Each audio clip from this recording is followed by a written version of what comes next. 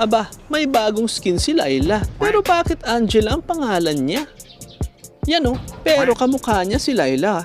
Hala, meron din siya nito oh, alaga ni Laylia.